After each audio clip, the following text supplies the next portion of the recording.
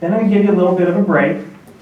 We're going to come back and we're going to then focus on some statewide activities. I want to look at the UC system. I want to look at some of the other departments and agencies that are available in California. And then we're actually going to go a little, spend a little bit of time nationally and look at some of the services that are available, some of the information sources that are available to us nationally. And then I've got a little section on the end, which I'm not going to really get too much into, but it's just a little bit and beyond in some of the new technology that's coming up. One of the things that I'd like to do in that area is just share with you a few mobile devices for those, and I see lots of iPads and iPhones and whatnot out here that have some information that I can point you towards as we look at moving into that area of information sharing. Okay? Any questions before we get started? Everybody here okay?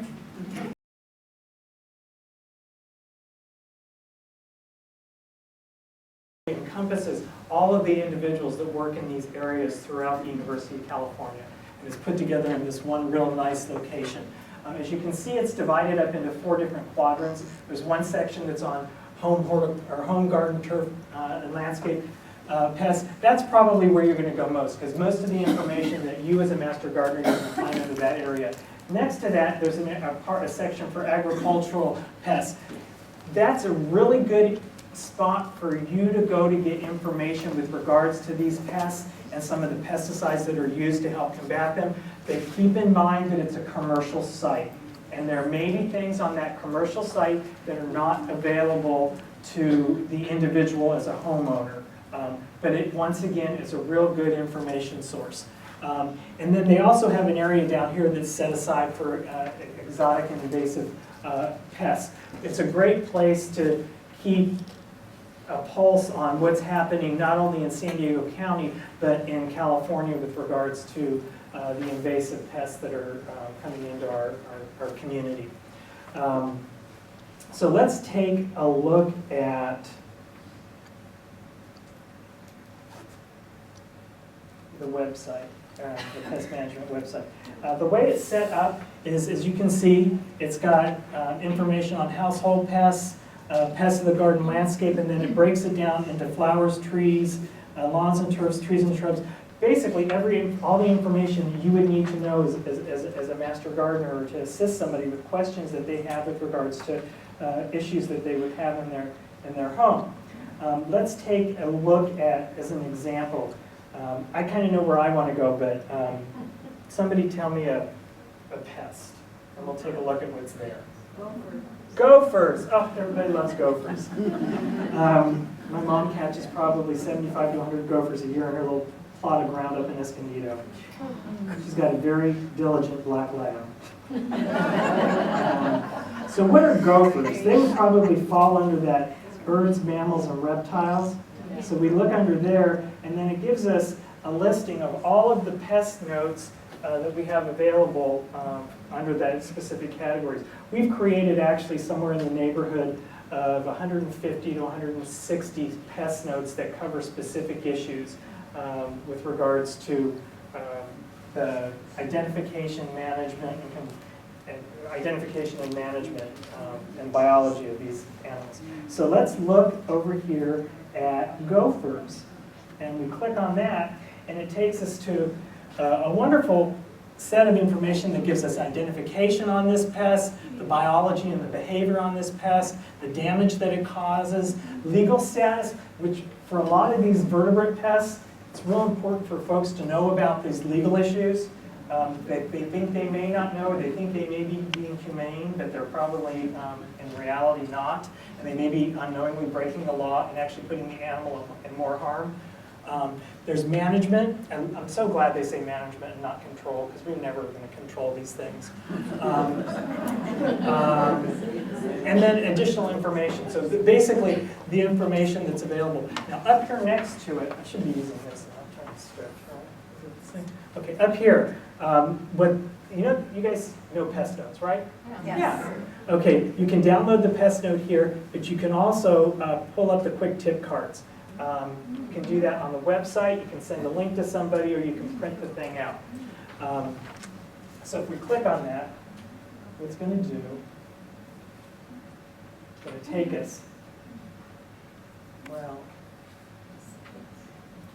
and we look at downloading the PDF, and that looks familiar, doesn't it? So there's actually, in our office, we probably have, I'm going to guess, about 20 different topics of pest notes. But in reality, we have about 60 different pest notes. And I'll show you where the library is for that on the site.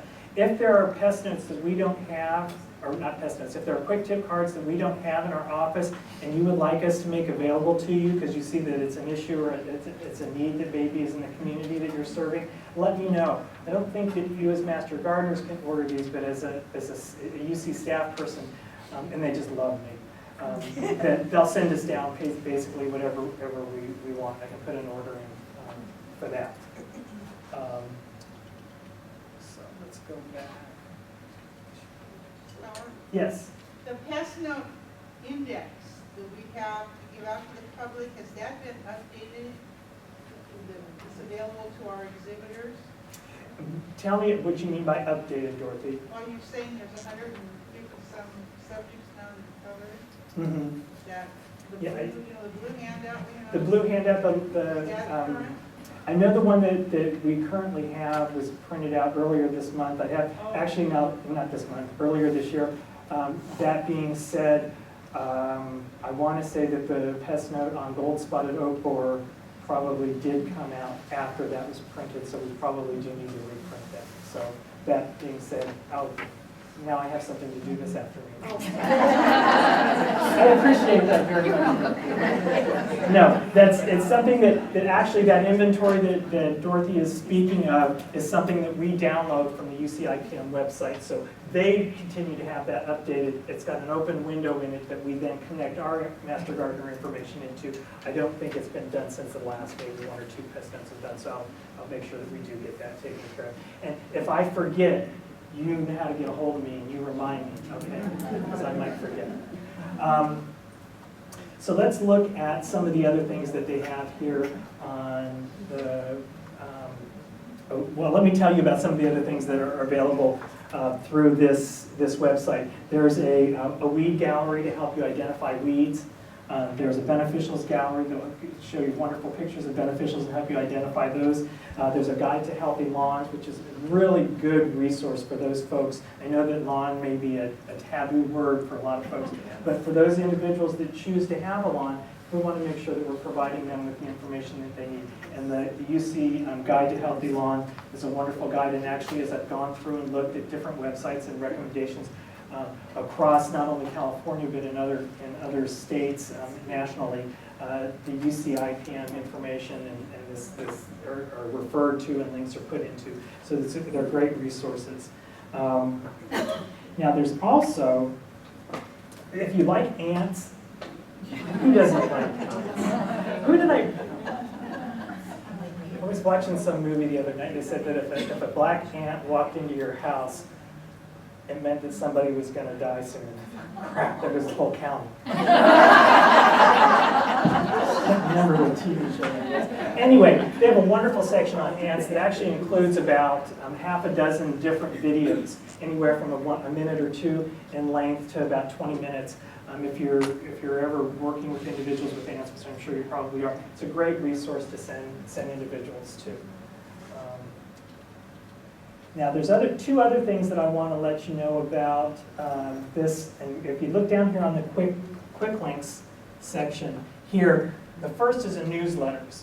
And there are actually 2 newsletters that are created by the UCIPM program. I would strongly, highly encourage each one of you to sign up for those electronic newsletters. They come out on a quarterly basis. One of them is called the Green Bulletin. The other one's called Retail Nursery Newsletter. And there's information in they're usually anywhere from 5 to 6 pages, all electronic. And it's great information on new research that's taking place within the university and pest issues that are taking place within the university. Go ahead and sign up for that. I actually edit the Green Bulletin, so I'm expecting now to have 60 folks put their address into that. What's the name of the other one? There's the Green Bulletin, which is for commercial and structural and landscape pest operators, and then the Retail Nursery Newsletter. And that's the second. Okay, then in addition to that, there's some online trainings that are available. And most of these trainings are related to pest-related issues or mitigation issues with related to water quality, but it's real good information that I would encourage you all to take a look at. Once again, as the question was asked, these trainings would be applicable for continuing education units. So take a look at the online trainings that are here. So that'll be something I'm going to have you all do for the future. Again, what website is that to sign up on? This is under the UCIPM website. We're still on the very first one. See? I'll go back up to the top. Okay, now there's another, if you go into the agricultural side, there's actually a pesticide database, and it looks at pesticides and relates them to water quality issues. And it's something that I would encourage you, make a little note to take a look at that, because when we're talking about looking at controlling pests, we're really looking at using an integrated pest management method, and if we're in a position where we need to use some form of chemical treatment, it's important for us to use either a non or least toxic. And this database will talk about and show you in a nice graphic images of these different active ingredients, that ingredient within a pesticide that actually does the killing, and what kind of an effect they have on our beneficials, on our honeybees, on our aquatic wildlife. So check that out. It's a real good website, and there's not too many places that have that kind of information. So Where was that? Is that in ag pests? Or yeah, it's in the ag pests section. Okay. Any questions about the UCIPM website? Great website. Encourage you all to take a look at it. We couldn't work without it, to be honest with you. Okay, now let's go on to the Master Gardener website. How many of you been to the statewide Master Gardener website or to the Garden Web? About half of you. Okay, well, it's a good thing we're going to take a look at it. I think there's some real good information. I'm going to get used to this thing before the end of this program. Okay. This is our statewide Master Gardener website, and the areas that I want to really bring your attention to are the information that we have right here under For Volunteers. This is information that's been put together by our statewide office specifically for you all as Master Gardeners to help you fulfill your role as Master Gardeners within California. And here's some of the information that's included in on this website. There's a volunteer management system that gives you information with regards to the VMS. How many of you actually use the VMS for something other than putting your hours in? A couple of you. There's a few things I'm going to show you that I think you're going to say, oh, I didn't know that was there. IPM for Master Gardeners. This is that link that I was telling you about earlier that's going to take you directly to the UCIPM website. Then some information, hot topics here, hotline help, some training resources that are available, all kinds of really good information for Master Gardeners. One thing I want to give you a little bit of an update on this hotline help. One of the projects that's currently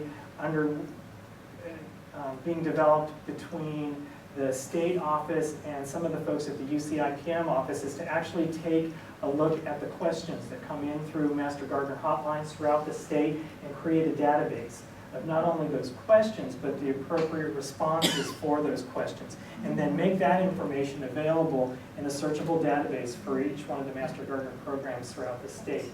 And they've actually come to San Diego as one of the areas where they're looking at gathering some of that information and that input because of the volume of the work that you all do, and because of the quality of the work that you do. But yeah, so this is a great website. Now, what I'd like to do now is actually this is the statewide website. I want to go to another website which is done by the state, that it's called the Garden Web.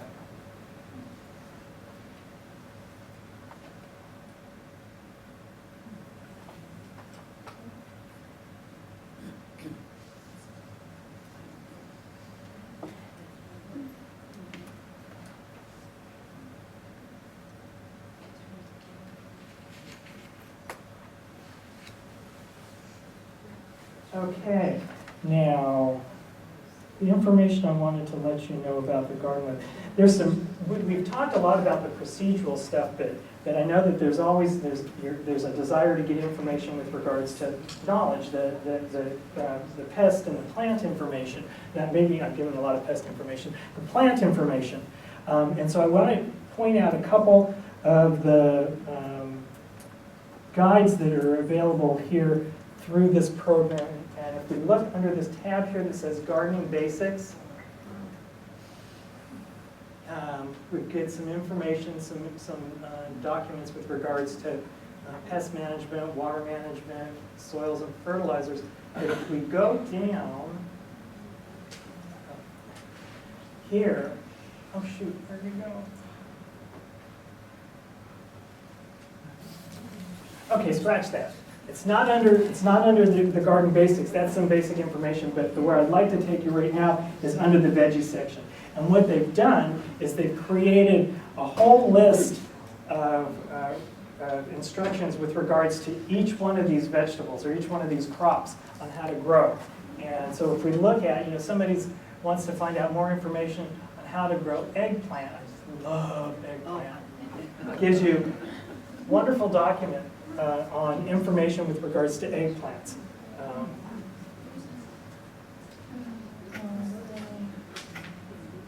There we go. Nutritional value of an eggplant, problems, help you if you have any issues with regards to your eggplant, how you can diagnose it, and then what you can do to take care of it. Just wonderful information, and it's on all of those different crops that we were looking at.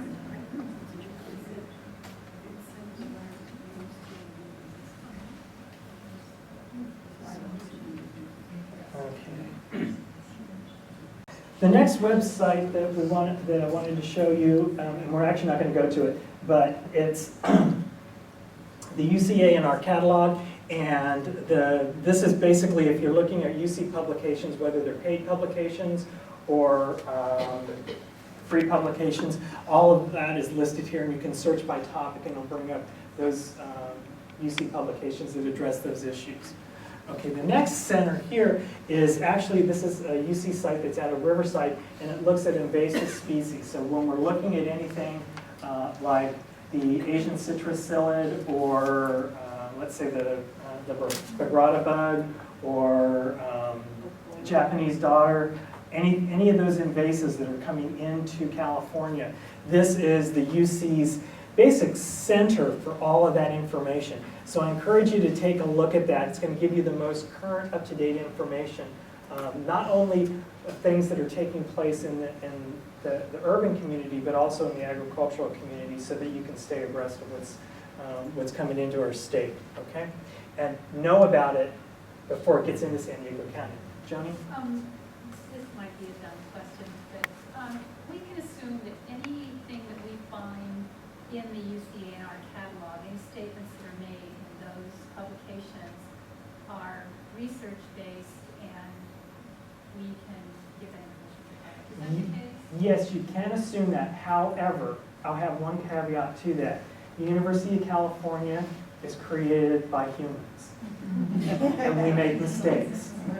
And as I said before, you all are an incredibly knowledgeable group of experts. That's why you were selected to be Master Gardeners. And if you see something that maybe you have a question about, please don't hesitate to question. I mean, my head's not so big that I think that everything I do is correct, which was proved earlier in the program, several times over. But if there is an issue or question, please do bring it to us, because things may have slipped by us. A real good example is, I was talking to Cheryl Whelan a couple months ago, and there were some images that got into one of the UCIPM publications that were saying it was one thing, and it was actually showing images of different plants. And so it was like, it was referring to Bermuda grass, and it was actually crabgrass or something like that. I can't remember exactly what it was. But mistakes happen, so if you do see stuff like that, let us know. Thanks. But you can feel comfortable that it is until you find out that it's not. Okay, the next thing I want to do, I'm going to take you to my portal, We're gonna go, everybody close your eyes because I don't want you to see my password. Hopefully I can do this. I want to, have you guys, when I say my portal, do you know what I'm talking about? How do you guys get into the VMS? This is you, this is not me. Better fix it. Well, actually, The password will not show. no, what I'm thinking is, Byron, do you mind if I go into your portal? Go ahead. Is that okay? The only reason that I say that is because my portal is going to probably be somewhat different than yours, because I'm a staff and you're a Master Gardener volunteer. And I actually never get to see what you guys see, so I want to kind of see.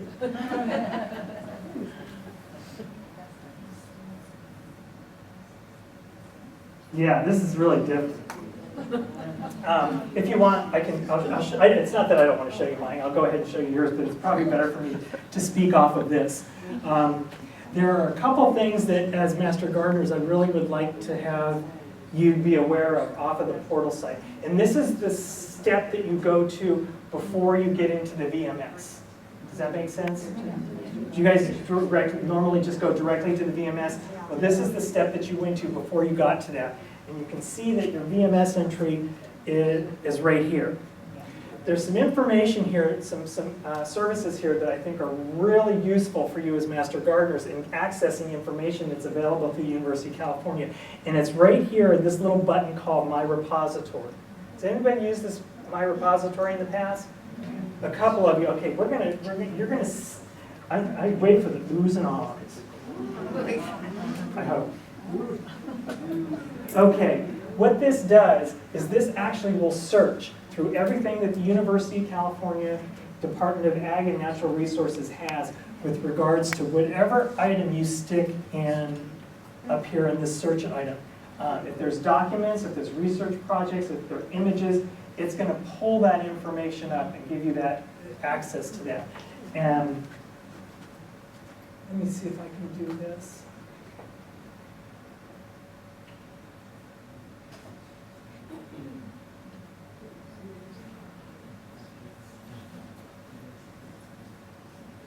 Okay, so it just pulled up the 1,323 documents or files that we have with regards to ants. I did that specifically because I knew that was going to happen.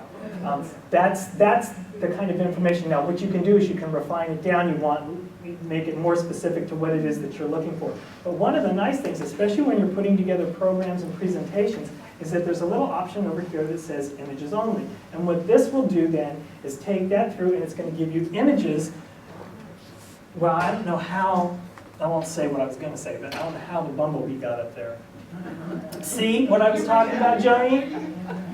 Yeah, there you go. Some researcher thought that was an ant. But it brings up the images that you have on ants. Does that guy look familiar? You see that on all kinds of stuff. I think that's the poster child for Argentine ants in California. But information, there's an, see, now I need to get heavier glasses. I was looking at that thinking that was an earwig.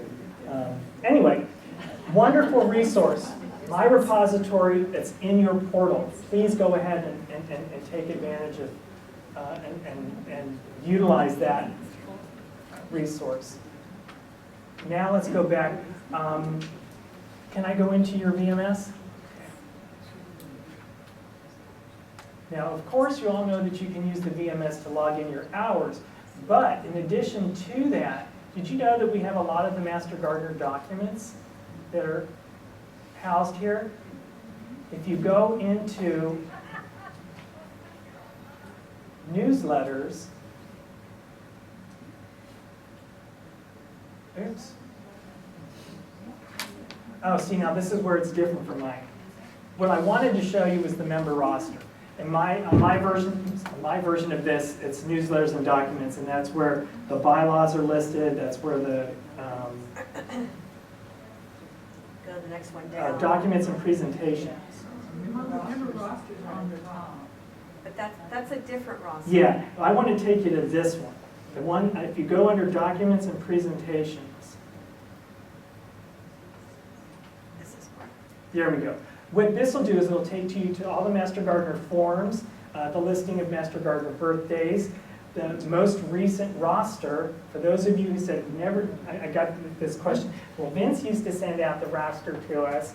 This is where you can access the roster. This is the most up-to-date roster, and it's that roster that Vince used to send out to you that I actually did fold, and I made copies of it. You guys like snapped them up. But what I'd like to show you here, and which I think is a really neat feature, is if we go into the veterans roster and open it up. Does anybody, how many of you have accessed the roster via this way? Okay, good, at least I'm getting some. It's the best one.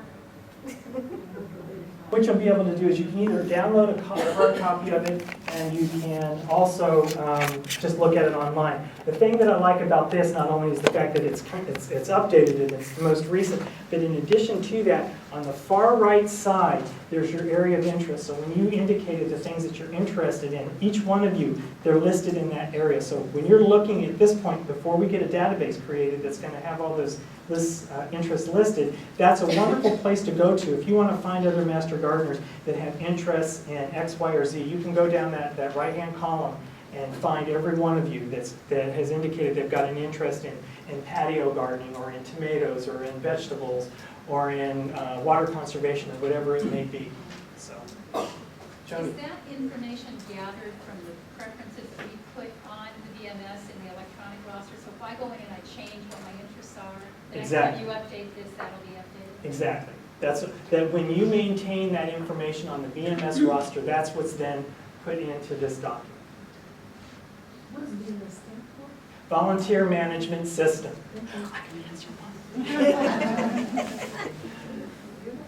Scott, I have a question. Yes. Who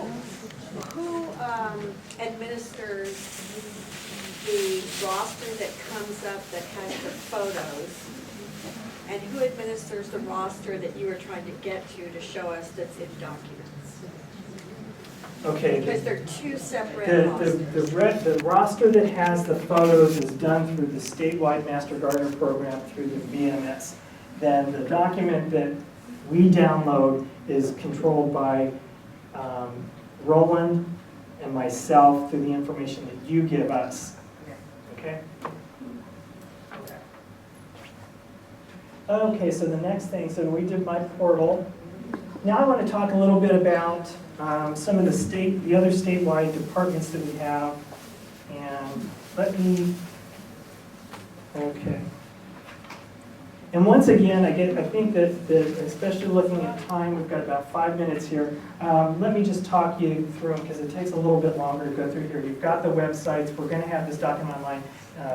But I want you to jot down a few things to look at as you go to these websites. The first one is the United States Department of Agriculture. And on that website, under their topic areas, which is on the left-hand side of the computer screen, they have a section called Plant Health. And in Plant Health, they have some wonderful plant fact sheets and plant guides with regards to giving you information. This is done on a national level through USDA. Fantastic information. And thousands and thousands of entries of different plants for information for you. The next area that we'd like to talk about is, I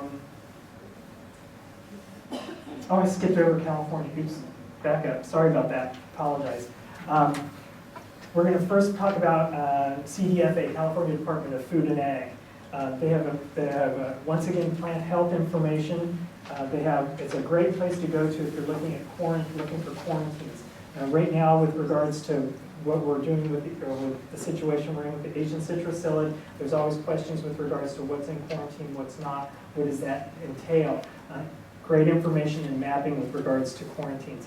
And they also have a section on target pests and diseases that are posing specific problems for us here in California, and information with regards to that. The next section is the California Department of Pesticide Regulation. And there's two areas there that I would encourage you to take a look at. One of them, it's on their homepage, and it's called Bug Questions. And it's a real good basic information with regards to insect management, pest management, and it refers back to a lot of the UC information that we've already talked about. So it shows the support, I think, of the information that the UC is providing, that you're providing, and it's being echoed by the state. They also have a pesticide database, and this is I think it's a real handy tool for folks to use if they want to find out information about a specific active ingredient or a specific product. And what they'll do is actually pull up that pesticide label. You can search under, let's say, fipronil, and every product that has fipronil in it will then be brought up, and you can find out the specifics with regards to each one of those products on their labels through this pesticide database. It's very technical, it's a lot of information, but I think in helping you understand the situation with regards to specific active ingredients, it'll be real helpful. The next site that I have up is the California Citrus Research Board. Lots of information about the citrus industry. Most important for us right now is what's happening in our state with regards to Asian citrus psyllid and Long Long Bean. So take a look at that periodically. Keep yourself up to date. Bless you. So that you're able to address those topics to the public, because it's issues that you're going to continue to get more and more of as you're getting out in the public as it gets more and more media attention, which it's guaranteed to do over the next several years. The next site is for the Invasive Plant Council. This talks about invasive weeds that we have here in California. Real good information on those as well. The last site that I've got listed is the California Rare Fruit Growers state site. And the reason that it's a great site to go to, and it's a fun site to go to, but the reason that I put it in there is that they have on the right-hand side under their topic menus, they have one section called Fun Fruit Facts or Fruit Facts. And it brings out lots of great information with regards to those fruits that would be considered to be exotic, the pitahayas, the bananas. So it's just some real good, fun, accurate information I encourage you to take a look at. Now let's go on to the national stuff. We already talked about USDA. The next area I want to talk about is other extension services throughout the country. And I highly encourage you to take a look and see what's happening in other states. It's wonderful, great research-based information. You can see what other Master Gardener programs are doing throughout the country. But one thing that I really want to bring to your attention, and it's going to be of specific interest for those folks that are working with either youth programs or working with the school garden program, is at the Texas A&M site, and it's their Junior Master Gardener program. And it's a curriculum that was created on 2 different levels for 4th through 6th graders and 6th through 8th graders that looks at gardening and all aspects of gardening. And it's a really wonderful curriculum. I encourage you to take a look at that program that was put together by Texas A&M Extension. So just to promote our Texas counterparts. Scott, is this Yes. the USDA site that you mentioned earlier that has the plant guide? Yes, it is. Yes, the plant fact sheets. Okay, then this next site is the National Pesticide Information Center, and it's actually up in Oregon. It originally started as a collaboration between several universities, including the University of California. It's an information site on pesticides for not only the commercial but the residential population. And they have a series, it's supported by EPA, the Environmental Protection Agency, and they have a series of pesticide fact sheets and pest and environmental notes, and they have a garden IPM section within this MPI site. So it's really kind of a once again, a real good information source for you to use, and it is University of California-based information because we were part of the developers of the program. The next is the International Society for Arboriculture, and once again, as I said, with the local professional tree care folks, this is a great site to send folks to, not only to find out about how to choose a tree care service, but also then to find out about arborists in our area that are certified. So it's a good resource information. You're not recommending a specific arborist, you're recommending a process of how to and candidates for individuals to look at by recommending that they go to that site. Julian, did you have a Sorry to question? interrupt, yeah, another really good site that's not on here is through the Cal Poly San Luis Obispo. It's the selected tree. Have you ever used that? I haven't. It's really cool. So if someone's interested in putting a tree in their backyard or in their landscape, it says if it's a specimen tree, shading, that type of thing. It has great photos. We have a fact that has the link to that. Okay, great. Send me that information so I can get that on my list as well. Yeah, it's okay? really cool. Cool. And is that Cal Poly San Luis or Cal Poly Pomona? It's That's slow? It's slow, yeah, and it's called selected trees. Selected tree, great. The next site, or the last site that I have on the national information is, it's like next to our Master Gardener Handbook as a Bible that we all go by, and that's the Sunset Western Garden Book online. And it's a great resource. It's a good thing to refer people to, looking at climate zones, looking at plant selection. It's just a wonderful resource that's a credible resource that we can send folks to. The last thing that I wanted to tell you is the and beyond section. And I put Kew Gardens up here just because Dave Shaw said you have to include that. And it's also a fun site. I mean, it really is a neat site, and there's a lot of great information. Yeah, it's across the pond, but it's a great site. So take a look at that. But the next thing is, and I want to have people start to think about and look at, and as you find these apps for mobile devices, start to send that information to me, because we're really starting to look at developing what we hope will be a real good database of some of these apps that we can make available to master gardeners that are choosing to use mobile devices. LeafSnap is one that I actually have on my iPad, and it's a wonderful resource. Unfortunately, it's a wonderful resource, and what it enables, has anybody used LeafSnap? A couple of you? What it basically does is it allows you to take your iPad, take a picture of a leaf, and then it matches that leaf to that tree and gives you all the information on it. Now, the only downside is it's a multi-million-dollar program, but the only downside to it is that it was developed in Central Park and on the Mall in Washington, D.C. So those are the trees, but that's an example of the type of information that's out there. Let me see if I can, what's another one that I've done, and I've actually downloaded all of the Audubon guides onto my iPad as well. Great information, wonderful pictures, credible source. And the list goes down, and I've got some descriptions of what some of these other different things are. Purdue's Tree Doctor, Purdue, it's going to be good information. The Cal Flora Observer, it's an app that actually, let me read it to you.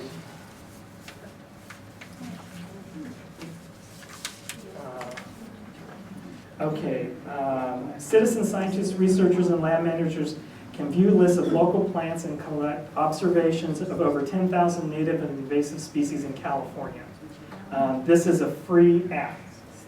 The Oak Mapper looks at sudden oak death in California. So just the lists go on and on. There's some great things there. This, for us, at least for me, is just in the beginning stages of gathering the information. The one thing we just need to be cautious of is that we need to make sure that the information is credible. So just like we do when we may do a Google search when we're looking for information on a specific issue, but when we get there, we determine whether or not that information is credible. Where are the resources, where the documentation, where did it come from? We have to do the same thing with these mobile device apps. I've gone about 5 minutes over, but at this point, I'd like to open it up. Is there any questions that folks have? Don? In the meantime, before Joe gets this on the web, could we get this as a PDF or Word document with the live links? Yes. I can send this. I would be more than happy. I'll tell you what I'll do. The only reason I'm hesitating on this is because those fun photos I stuck events at the beginning took it from like 0.5 megabyte to like 2.5 megabytes, so it's hard. So I'll take those 3 slides out. It'll make this PowerPoint presentation very email friendly. Anybody who is interested in it, just send me a quick email and say, Scott, please send me the PowerPoint. That way you can get it instantly if you want it today. If you don't have to have it today, let a day or two go by and give Joe the opportunity to get it up on our website. So but it will have the live links to it, so you can go directly to each one of these websites. Anything else? Yeah. Yes, ma'am. You talked about getting a photo repository, Mhm. about the master gardener. I was wondering if when those are finally gotten, will they be royalty free that anyone can use, or do they have the names of photographers and these, what do you call it, proprietary? The question is once we get our photo repository up and running, what are going to be the requirements, or what are going to be the parameters about which it operates? We're not even to that stage yet. I think that we do need to have recognition given to those folks, but anything that comes into it would be part of the Master Gardener program that individuals would be able to have access to and use. But we do want to give credit to those folks that contributed to it. Other questions? Thank you very much for coming in today.